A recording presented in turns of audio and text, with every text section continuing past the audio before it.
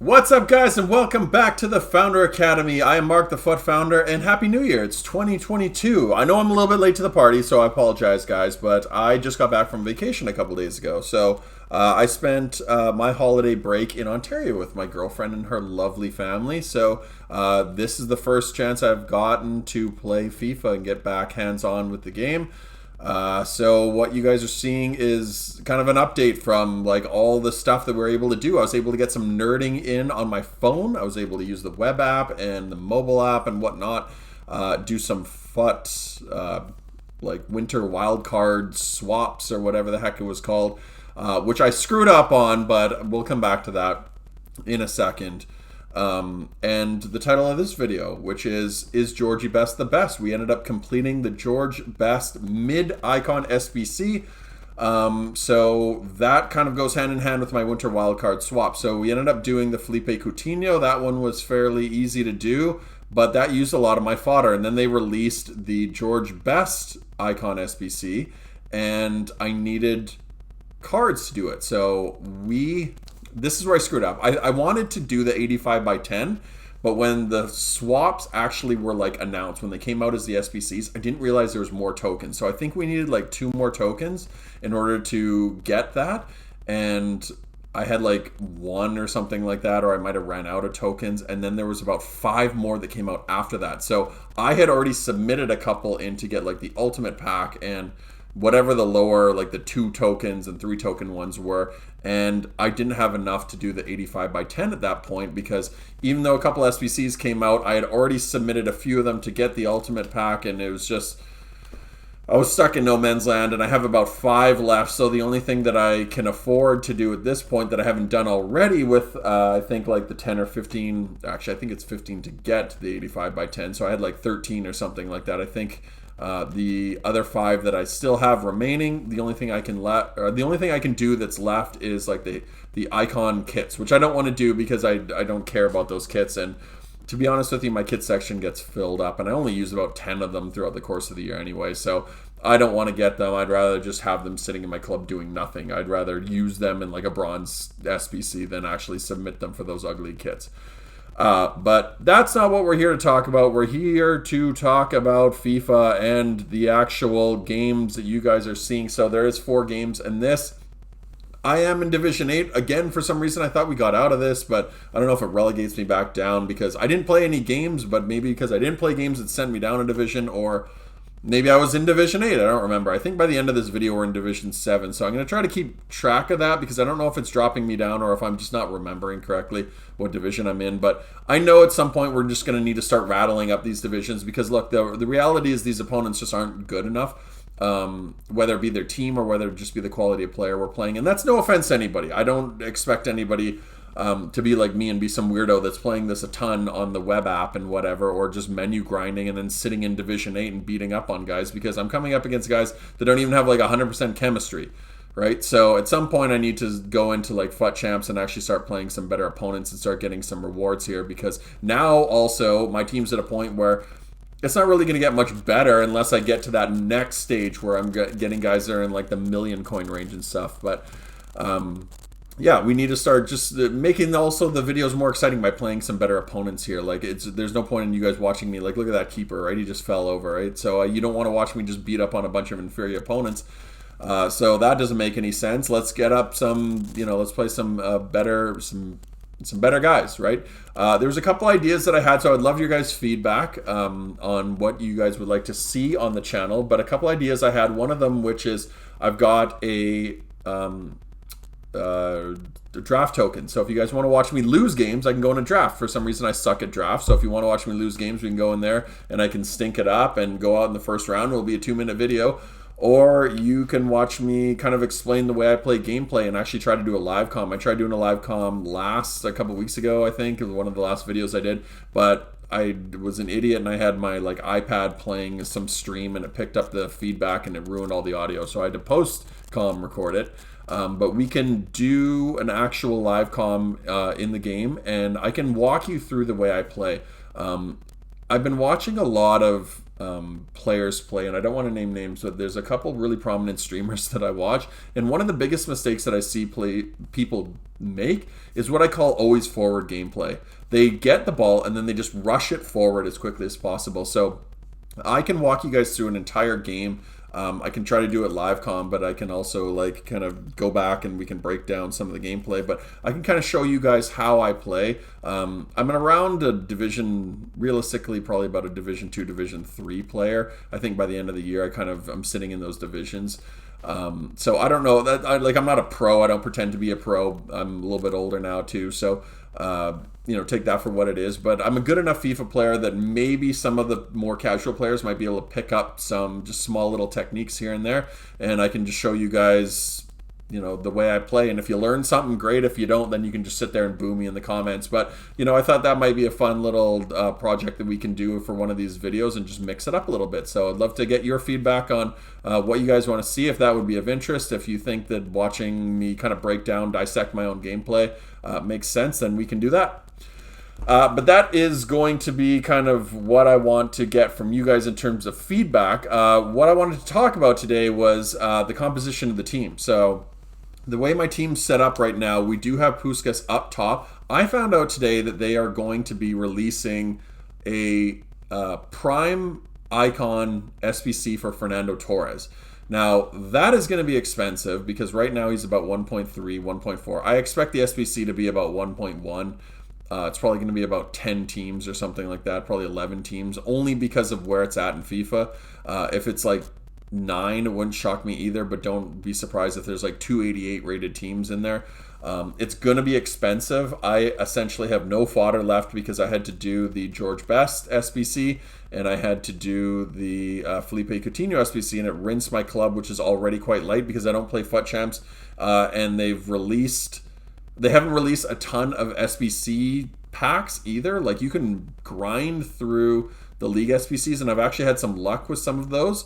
I did a couple today when I had some downtime, and I was picked up Erling Haaland untradeable. I picked up a couple 87s, Jadon Sancho and Thomas Muller, but you don't pick them up at a high enough rate that you're going to be able to do an icon SBC unless you really, really grind it, which I don't want to do. That's not really the point of my channel. I'm not a trader. I'm not a menu grinder. I really just try to play games and show you guys the gameplay and show how to build a team. But, there's a ton of channels out there that can show you how to grind it. But I will want to actually do that Fernando Torres SBC. I really want a pure out-and-out striker. I love Puskas. He's a phenomenal player up top, but he's just not... I don't want to say he's wasted, but I think he's such a good cam that I really like a player up top. I was actually looking at Fernando Torres' SBC Fernando Torres' prime when I was looking at strikers when I had about 900k, but I think he was at 1.3, so he was a little out of my price range. But if they do that SBC, I'm probably going to have to do it because I do like my cards fresh, and to have your own unused fresh version of Fernando Torres in his prime, that would be a card that I'd really probably use for quite a while. And I think it would really be cool because I've never really been a huge icon guy. I don't mind having one or two, but I've never been a massive icon guy. But this year I don't know if it's a nostalgia kick that I've been on. I just have, liked having them in the squad. So I've got about 3, and I think having a 4th would be really cool too. So I think one of the things I'm going to do is tonight, after I'm done recording this video, I'm going to actually try and finish off a couple of those icon swaps. I was originally going to get Iker Casillas, but I'm like, you know what? Didn't really like Iker Casillas the first time I used them, so why am I going to get him again? So I'm thinking now that I know this Fernando Torres is going to be out there, I'm going to stock up those 83 by whatever it is, 25 or something like that, and I think it's there's an 85 by, I don't know, 15 or something like that. So I'm gonna try getting a couple of those tokens and then use them for those. And if it gets me some fodder that I can use towards that if I can use it towards that Fernando Torres SBC, phenomenal. We got the job done, because that's really what I need. I need a lot more fodder. The reason I slowed this clip down, I'm kind of breaking, jumping all over the place here. I'm breaking up the commentary, but the reason I slowed this clip down is I wanted to show kind of where this game was going. This was a really strange game. As you guys can see, that ball, I meant it to play it into space, and for some reason when I hit through ball, it played this weird side ball.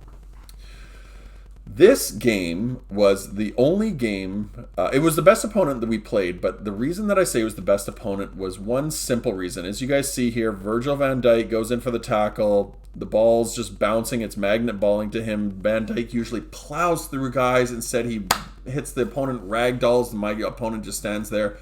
This happens for and against you. There's another one of those side weird balls that I meant to be like a through ball, instead he plays it off to the side.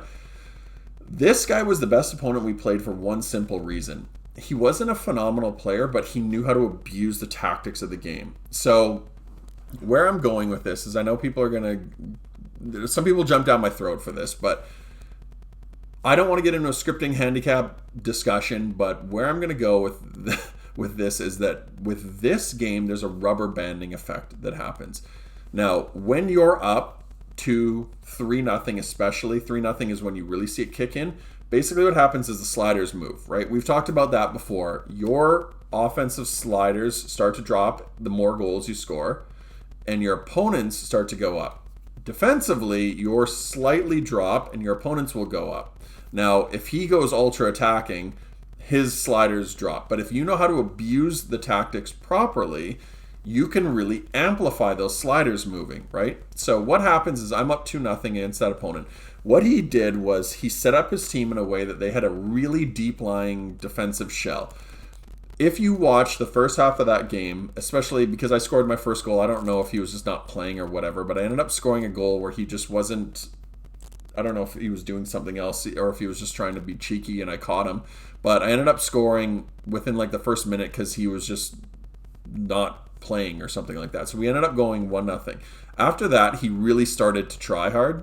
His team sat back in a defensive shell. He dropped it onto a defensive custom tactic, and he would try to counterattack. Now, because defensively, I've set my team up in a way that it actually absorbs a high line really well. And the way I play, I hold possession incredibly well. So when he was getting the ball, I don't get counterattacked a lot because I set my team up in a way so they don't get countered. So when he was trying to hit me on the break, he would just get absorbed by my Kante and my Seedorf that just sit there soaking up those balls that are breakout attempts, right? I don't have them sitting in really high lines. I have my top forward playing in a way that they do all the attacking, and Seedorf and Kante just clean up. So every time he was trying to break out, Seedorf and Kante were there to disrupt. So I would just hold him in his own box, and he couldn't get out. Now, when I scored that second goal, what he did was, one, the sliders start to move a little bit because now I'm up. So the rubber banding starts pulling and it starts dropping my offensive sliders. But what he did was he went ultra, I don't know if it was ultra attacking, but it was attacking enough. And he set his players up in a high aggression. So he had either, if not both, constant pressure and high press or a second man press? But what it does is it puts 2 or 3 players just rocketing towards the ball all the time. So he has his defenders in a very aggressive way. They come at me, but they just get in my face and they cause me a lot of problems. And then he'll have his midfielder that he's controlling come in and second man press it.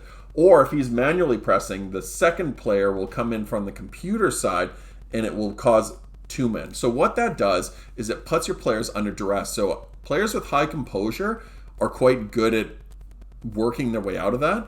But regardless of how good their composure is, it drops your passing accuracy and especially your shooting accuracy way down. So if you notice, George Best missed about 4 opportunities there because every time he had the ball, there was players that were just like converging on him, right? Because he's got them on a high aggression defensive work rate. So they're just rushing him. So he's putting the ball centrally into the keeper's hands, and it looks like his keeper's making these miraculous saves, but it's because my shooting accuracy has dropped to the floor because of the pressure that he's been put under. It makes your players feel like they're under duress. So he understood that enough that when he set up his tactics, he set it in a really, really high pressure, put my guys under a lot of duress and make them feel like they have to get the ball out of their feet and they got to shoot too quickly. They don't have a lot of time on the ball. They don't have as much time to think. even though you're manually controlling it. And if you're good at working your way out of presses, it doesn't matter because the computer will drop its accuracy from its shooting and its passing to cause the ball to turn over and cause the shots to go more centrally towards the keeper's hands. So he understood how to do that. So even though that game was very, very one-sided in terms of like the possession, in terms of high percentage chances, it ended up finishing 2-1 because he understood that if he put my players under pressure, I wasn't going to score those goals. His keeper ends up making a ton of saves, and it's what causes guys to be like, we've all seen them on Reddit and Twitter where they just go 20 shots and then the opponent's got one and it finishes like 1-0 for the guy who had one shot. The reason that he's doing that is because your players, even though they might be shooting from high percentage chances, you're not taking good shots because in those situations, you basically have to walk the ball into the net. So if you guys see, you're not seeing me take a whole lot of like long distance shots. I am trying to work the ball into the net because when they're taking these long distance shots, the further out you are, when they have those players under duress, the shooting accuracy drops way through the floor. And even though you're in high percentage chances, your players' shots are going to be very central. So you have to be very, very careful with the way you shoot, which is a whole other conversation, right? Like we can dissect that ad nauseum, but that's essentially what happened. When you get into those higher divisions, you're playing against a lot of players that understand that, and it's what causes those games to be really, really stressful and what people call sweaty, because you're playing against a lot of people that put your players under a lot of pressure, and it causes games to be broken down, or it causes games to be decided, not broken down, causes games to be decided by one simple mistake or one thing that goes wrong or one team that is using the tactics more effectively. So it can be very frustrating. It causes people to rage at FIFA because you just think, I'm killing this guy. I've got better hand-eye coordination. I'm playing better FIFA. But it's not about who's got a better footballing mind. It's who knows how to abuse the custom tactics in the game well. What you guys are seeing is these teams that I'm playing, they don't have, one, the cards, and two, the knowledge of the game to really understand how to abuse it. They just basically dump the ball like this guy's doing, and they just try to run from side to side, and then they just go, oh, well, I don't play with custom tactics. I don't really need it. Well, that's okay when you're playing in lower divisions because you'll beat up on opponents that are just not good football players or good gamers. But when you're playing in those higher divisions, you need to understand that stuff because you're going to lose. If you don't have your custom tactics set up for every possible scenario, you're going to lose. Even if you're playing yourself, the team that's got those tactics set up in a way that's just like, hey, the game's 1-1, I better go ultra attacking because if I just sit there on balance, nothing's going to happen.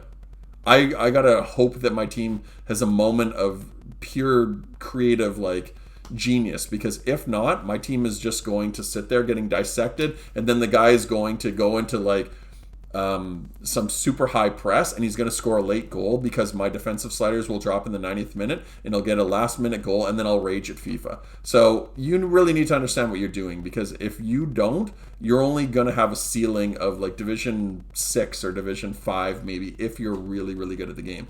So that's what pros do. They understand how to use tactics. A lot of them are just so good on the sticks that even if they don't use tactics, they're still going to win. But for the most part, guys that get way higher up in divisions or in FUT champs, it can be the difference between you getting, 10 wins and 15 wins. But anyway, that is going to be the end of the video, guys. I know it's a short one today. It's only about 18 minutes, but I appreciate you guys sticking with me to the end. If you can leave a like on the video, greatly appreciated. Any feedback you have down below, please leave it in the comment section. I answer any questions you guys have, any feedback, any comments you guys have. I appreciate the support. But until next time, guys, take care. Peace.